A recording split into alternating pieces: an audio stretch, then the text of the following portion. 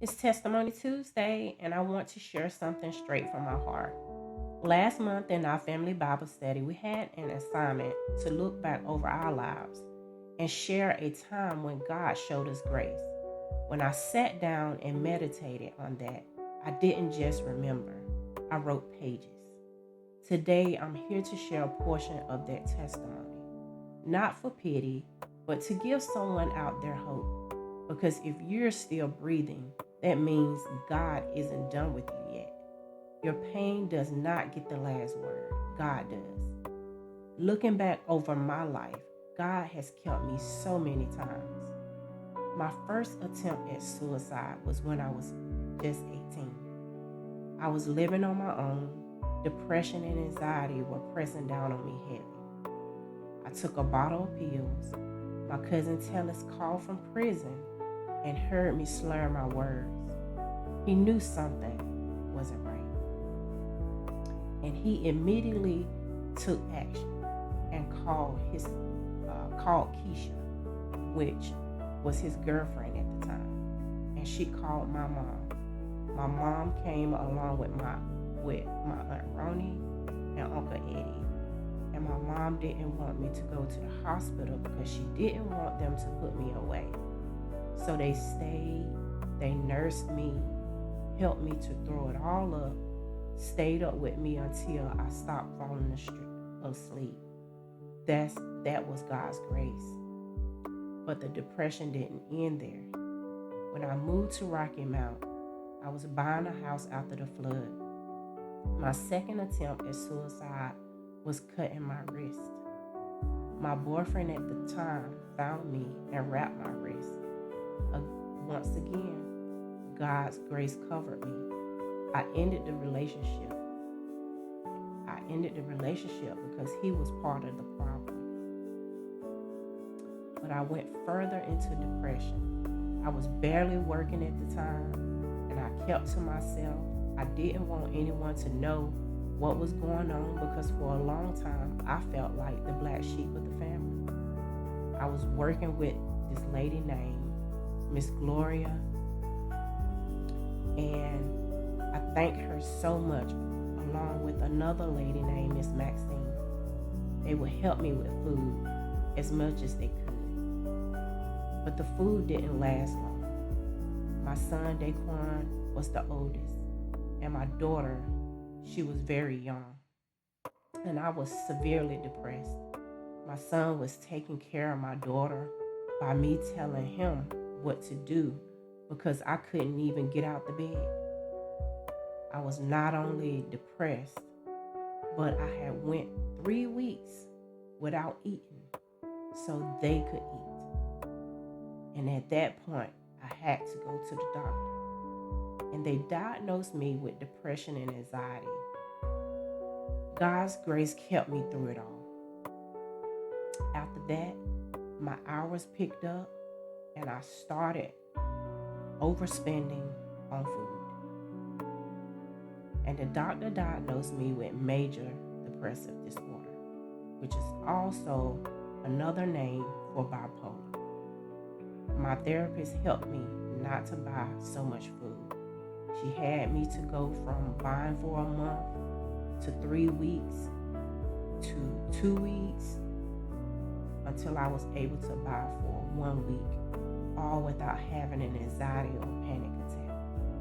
It wasn't until I moved to Greensboro that I was told I was misdiagnosed and that I didn't have major depressive disorder, but I did have PTSD, depression, and anxiety, and that the overspending on food was only because I was trying to overcompensate for when I didn't have. She also told me that my silence and me feeling like I didn't have a voice stemmed from a childhood trauma. God's grace kept me, even when labels tried to break me. And then 2016, I was diagnosed with breast cancer. I could have died from the first 2 suicide attempts and breast cancer too, but God still kept little on me. I went through a lot with breast cancer. My then boyfriend was with me when I was diagnosed. He said he would never leave me and that he accepted me no matter what. He asked me to move 1 hour and 15 minutes away from Greensboro, and I did. God, my daughter, Destiny, my youngest son, Jason, my niece, Mariah, and everyone's prayers kept me going. Daquan, my oldest, had just lost his dad in 2015, and he was scared to see me. And I didn't see him for the whole time until the end. I got so sick. I had 2 blood clots to my lungs, and my spleen almost burst from the chemo. I was driving from Roxborough to High Point for a treatment, and my doctor told me I had to move closer. That day, my ex told me, the day you move back, we would no longer be together. This was the man who asked me to marry him. That was God's grace, because God showed me his selfishness before I made the mistake of marrying him. That was grace. I moved back. My ex-husband, Twan, helped me financially with the move, and I thank God not only for that, but I got my son, Daquan, back. Daquan helped me move, and I was so happy to see my son. That was God's grace. August 30th, 2016, I was scheduled to get my last treatment and ring the bell. My ex-husband, Twan, had been helping me and saying he wanted his family back and he wanted to come see me ring the bell. And he did. And before leaving, he told me that he only told me that because he knew that was the only way I was going to let him come see me ring the bell. That day he left to go back, I felt broken again. I was on 40 and I let go of the wheel. And God said, grab the wheel. Man will leave you, but I won't. And I grabbed the wheel before the car went into the side rail. That was God's grace again. God showed me that it was never about me and my ex-husband getting back together. It was about him being there to support me while I was going through something so special. Y'all just bear with me. I started radiation and I was hit on my driver's side again. That was God's grace, because I could have been gone, y'all. In 2017, I reconnected with an old friend that I hadn't seen in over 20 years. We married, and later I found out he was mentally ill and hiding an addiction. He continuously accused me of things and drilled me with questions, and one day I lost it, and I cut my wrist again. He took me to the hospital, then he left me there alone, all because he thought it was a conspiracy. They admitted me to inpatient care. No one could speak to me until my 4th day of staying. My kids didn't know where I was, but when the doctor spoke to my family, they knew the truth. They released me into my children's arms. That was grace.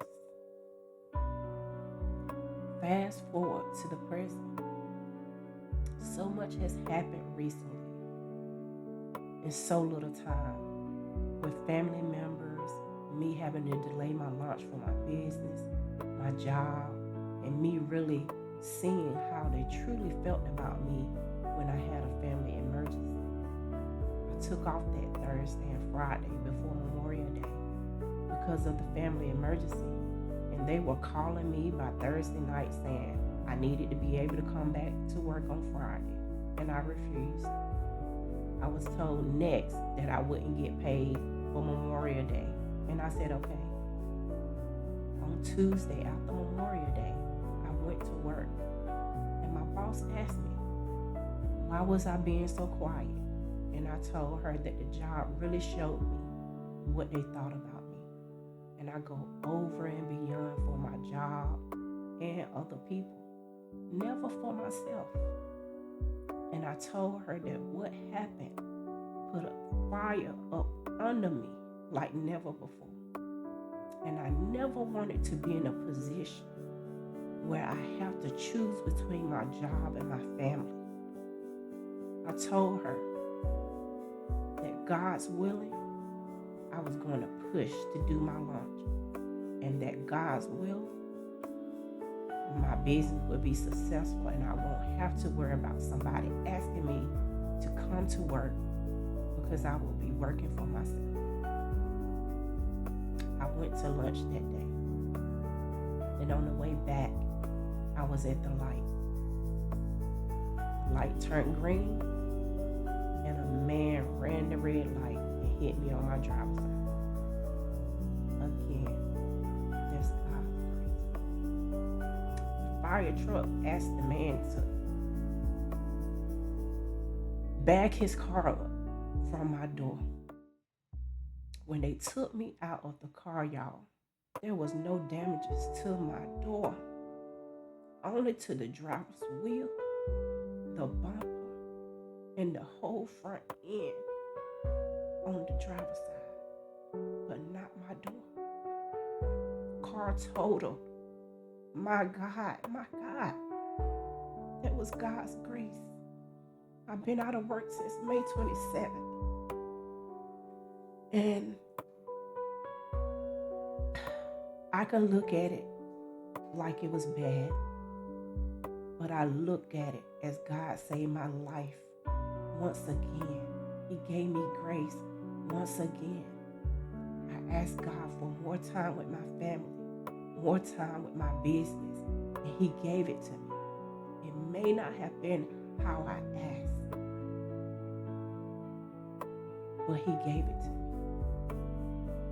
Elder Mariah just spoke this Sunday about sometimes we feel like people are talking about us. It was God giving us that push, and I lost it because I saw an email not meant for me talking about me, and whether or not they didn't think they were going to be able to approve my limitations, and that my notes seemed like the doctor was only taking me out of work for my appointments, and that I was really supposed to be at work. I was crying. I was frustrated. And at first I was going to respond back angrily. But I stopped and I prayed and I responded back professionally, letting them know that my limitations were on the paper. And whatever my doctor says, that's what it is.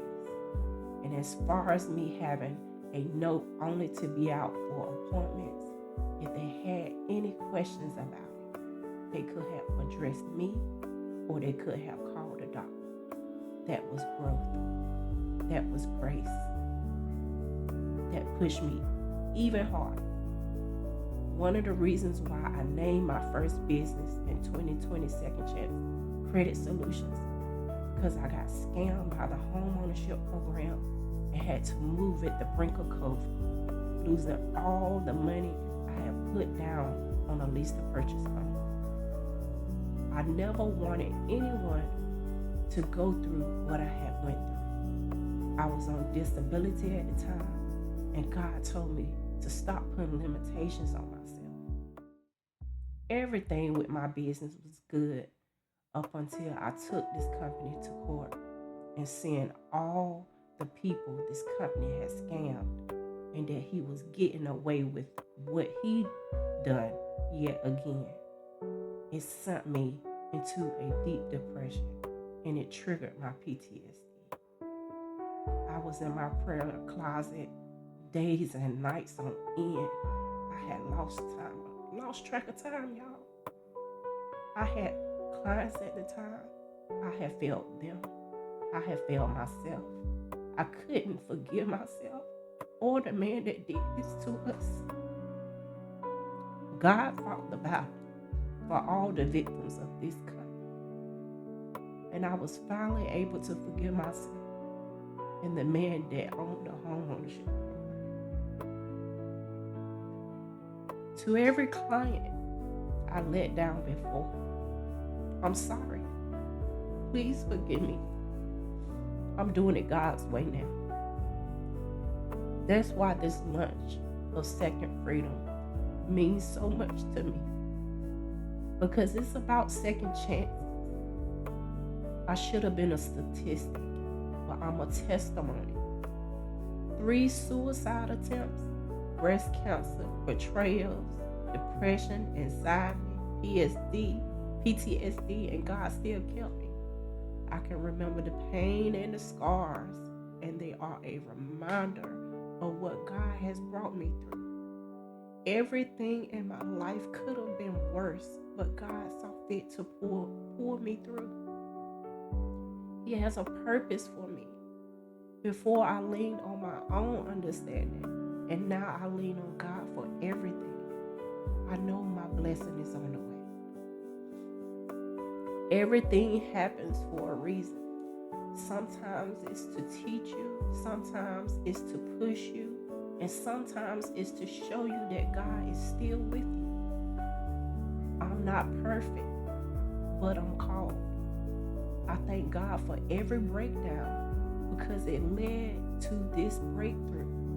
I thank Him for His grace and mercy because I truly don't know where I'd be without Him. I'm still here. I'm still standing. Second freedom. I hope this touched someone today. Y'all have a good and blessed day.